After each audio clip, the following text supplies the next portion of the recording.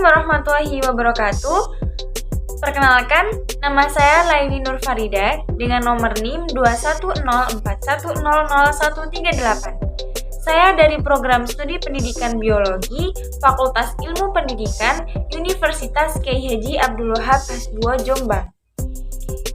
Jadi di sini, di video kali ini, saya akan menjawab beberapa pertanyaan mengenai sistem genitalia pada manusia, pada wanita dan juga pria, untuk memenuhi tugas mata kuliah struktur perkembangan hewan. Oke, langsung saja ke pertanyaan pertama, yaitu jelaskan masing-masing organ reproduksi wanita dan pria beserta fungsinya. Baik, langsung saja. Jadi di sini saya akan menjelaskan mengenai fungsi dari organ reproduksi pria dan juga wanita. Bisa juga dilihat gambarnya itu. Yang pertama untuk organ reproduksi pria di sini ada penis. Penis itu berfungsi sebagai saluran kencing atau urin sekaligus tempat keluarnya sperma. Lalu yang kedua ada skrotum atau zakar yang berperan untuk menjaga suhu testis agar sesuai untuk memproduksi sperma. Pada skrotum itu terdapat 2 buah testis. Lalu yang ketiga ada testis. Testis adalah alat kelamin bagian dalam. Nah, fungsinya adalah untuk memproduksi sperma dan hormon testosteron. Lalu yang keempat ada epidimis. Epidimis merupakan saluran yang keluar dari testis yang berfungsi sebagai tempat penyimpanan sperma sementara. Lalu yang kelima ada saluran uretra. Saluran uretra adalah saluran yang terdapat dalam penis dan merupakan akhir dari saluran reproduksi. Perannya adalah sebagai saluran keluarnya sperma dan urin. Untuk yang keenam ada vesicula seminalis yang merupakan kelenjar yang menghasilkan zat yang berisi basa atau alkali, fruktosa atau gula monosakarida, hormon prostaglandin, dan protein pembekuan. Untuk yang ketujuh ada kelenjar prostat yang terletak di bawah kandung kemih yang berfungsi untuk menghasilkan cairan yang bersifat asam.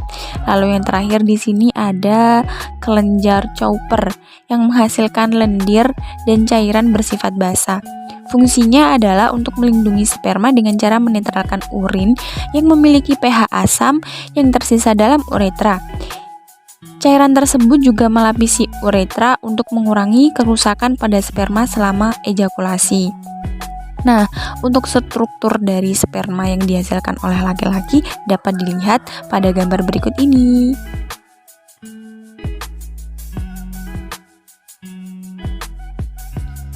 Nah, baik, langsung saja kita lanjut ke organ reproduksi wanita.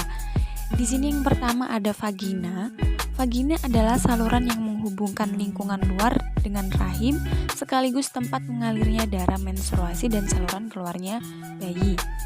Yang kedua ada serviks yang merupakan struktur rahim bagian bawah yang menyempit dan membuka ke arah vagina. Lalu yang ketiga di sini ada saluran telur atau tuba falopi atau oviduk. Terdapat sepasang di tiap tubuh perempuan, yaitu di kanan dan kiri. Oviduk memanjang ke arah samping dari uterus. Fungsinya adalah membawa sel telur dari infundibulum ke rahim. Pada saluran inilah terjadi fertilisasi atau pembuahan. Lalu yang keempat ada indung telur, merupakan tempat kumpulan sel yang disebut folikel. Di dalam folikel, sel telur atau ovum dikembangkan. Folikel juga menghasilkan hormon perempuan yaitu estrogen dan progesteron. Dan yang terakhir ada rahim yang berfungsi sebagai tempat berkembangnya janin setelah sel telur dibuahi oleh sel sperma. Dinding rahim atau endometrium itu berperan dalam pembentukan plasenta. Oke, baiklah. Jadi itu tadi adalah penjelasan dari saya mengenai organ reproduksi pada pria dan juga wanita beserta fungsinya. Kalau begitu, langsung saja mari kita menjawab pertanyaan yang kedua, yaitu jelaskan proses menstruasi pada wanita. Tentunya bagi para wanita, normal sekali pada setiap bulannya akan mengalami siklus menstruasi. Akan tetapi, pada setiap wanita tentu memiliki siklus yang tidak sama.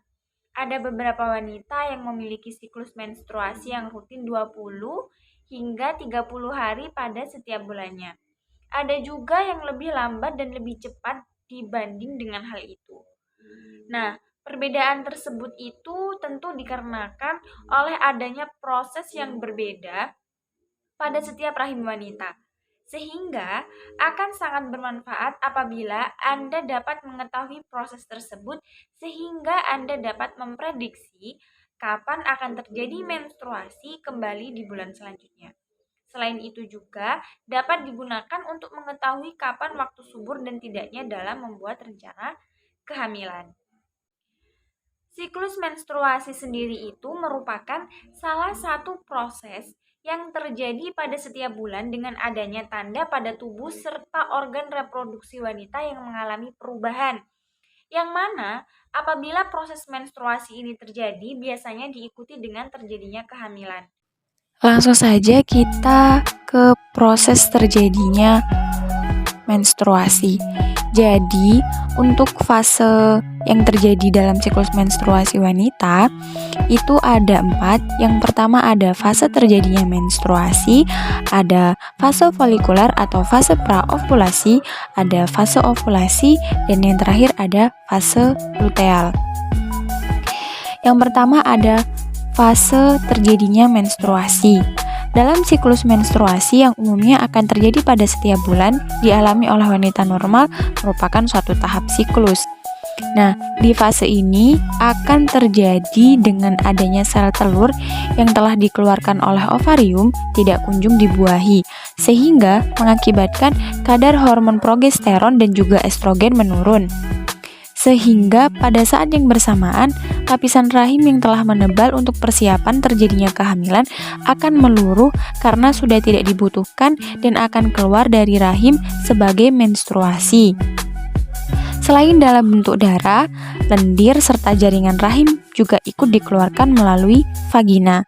Pada setiap orang yang mengalami fase ini biasanya akan mengalami beberapa hal yang pada setiap orangnya akan berbeda, seperti payudara yang akan terasa nyeri dan kencang, suasana hati yang sangat mudah berubah, perut kembung, kram perut, lebih sensitif dan mudah marah, sakit pinggang, badan terasa lemas dan lelah, serta sakit kepala. Umumnya untuk satu siklus yang terjadi, proses menstruasi akan terjadi sekitar 3 hingga 7 hari. Akan tetapi tidak menutup kemungkinan dapat lebih. Nah, lalu untuk fase yang kedua ada fase folikuler atau fase praovulasi. Pada hari pertama terjadinya haid, para wanita umumnya akan mengalami fase praovulasi atau fase folikuler yang mana suatu hormon FSH atau perangsang folikel akan meningkat.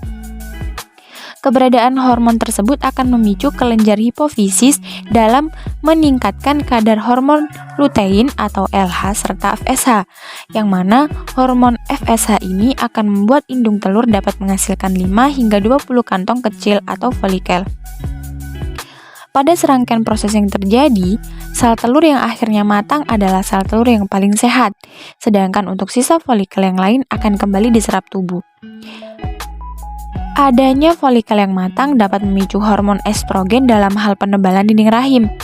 Lapisan dinding rahim yang menebal tersebut bertujuan sebagai tempat bagi embrio tumbuh karena terdapat banyak nutrisi. Untuk fase folikuler ini biasanya akan berlangsung sekitar 11 hingga 27 hari, tergantung dari siklus menstruasi setiap wanita, yang mana pada umumnya akan terjadi selama 16 hari. Nah, untuk fase ovulasi, kelenjar pituitari yang dipicu oleh kadar estrogen yang meningkat pada fase praovulasi akan melepaskan suatu hormon luteinizing atau sering disebut dengan LH. Pada fase ini, ovulasi yang sebenarnya telah dimulai, yang mana biasanya terjadi pada pertengahan siklus, selama kurang lebih 2 minggu sebelum menstruasi terjadi. Saat ovarium melepaskan satu sel telur yang matang, inilah yang disebut dengan ovulasi. Yang selanjutnya, telur tersebut akan terus bergerak menuju tuba falopi untuk kemudian menuju rahim. Nah, untuk menunggu hingga bertemu dengan sperma, masa hidup dari sel telur ini sangatlah singkat, yaitu hanya sekitar 24 jam. Dalam fase ini merupakan suatu fase yang paling memungkinkan untuk terjadinya kehamilan. Akan tetapi, sel telur akan mati apabila dalam waktu sekitar 24 jam sel telur tidak dibuahi oleh sperma. Biasanya ketika fase ovulasi akan terjadi keputihan yang lengket serta kental dengan warna bening mirip seperti putih telur. Lalu yang terakhir ada fase luteal. Bentuk dari folikel akan mengalami perubahan ketika folikel melepaskan sel telur, yaitu menjadi korpus luteum yang dapat memicu keluarnya hormon estrogen dan juga hormon progesteron. Hormon yang dilepaskan pada tahap ini memiliki peran untuk menjaga lapisan rahim yang tebal serta siap sebagai tempat bagi sel telur yang dibuahi. Hormon human chorionic gonadotropin atau HSG akan dihasilkan oleh tubuh, yang mana hormon ini dapat menjaga korpus luteum dan juga lapisan rahim selalu dalam keadaan tebal apabila terjadi proses kehamilan. Pada fase ini, apabila kehamilan tidak terjadi, umumnya para wanita akan mengalami berbagai gejala sindrom pramenstruasi atau PMS, dengan tanda seperti perut yang terasa kembung, keadaan hati yang sangat sensitif, sakit kepala, payudara terasa sakit dan membengkak, merasa terus ingin makan, sulit tidur, serta berat badan yang bertambah. Nah, fase luteal ini umumnya akan terjadi selama 11 hingga 17 hari. Akan tetapi rata-rata yang dialami oleh para wanita dapat mencapai 14 hari. Berikut ini adalah fungsi dari hormon pengatur fase menstruasi, ada estrogen, ada progesteron, ada hormon luteinizing atau LH, dan juga ada hormon perangsang folikel atau FSH, dan yang terakhir ada hormon pelepas gonadotropin atau GnRH. Nah, itu tadi adalah penjelasan bagaimana proses terjadinya siklus menstruasi pada wanita.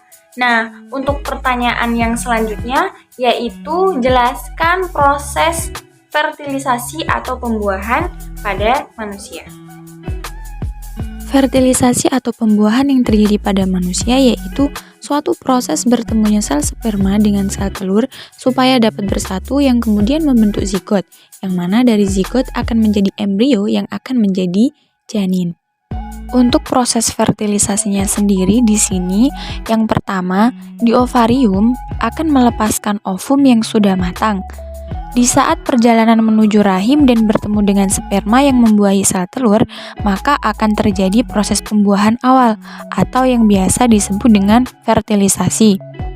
Setelah pembuahan, maka akan tumbuh menjadi zigot di hari pertama dan mengalami pembelahan di hari kedua, tumbuh menjadi 2 sel. Kemudian, hari ketiga akan membelah lagi menjadi 4 sel dan di hari keempat akan tumbuh menjadi 16 sel. Lalu, di hari kelima akan tumbuh menjadi blastokista awal atau biasa disebut dengan morula yang berbentuk seperti buah anggur. Di hari ke-6 sampai ke-7 akan terjadi blastokista tahap akhir dan menempel ke dinding rahim. Tahap terakhir blastokista karena sudah menempel di dinding rahim. Di hari ke-8 sampai ke-9, embrio akan mengalami proses implantasi atau penempelan. Ketika sudah menempel di dinding rahim, maka wanita akan mengalami kehamilan. Sekian presentasi dari saya. Kalau ada salah-salahnya, salah kata, salah sikap, salah sifat, ataupun salah rasa, saya mohon maaf yang sebesar-besarnya. Dan kalaupun ada kurang lebihnya, saya juga mohon maaf yang sebesar-besarnya. Burung Irian, burung cendrawasih, cukup sekian dan terima kasih. Wassalamualaikum warahmatullahi wabarakatuh.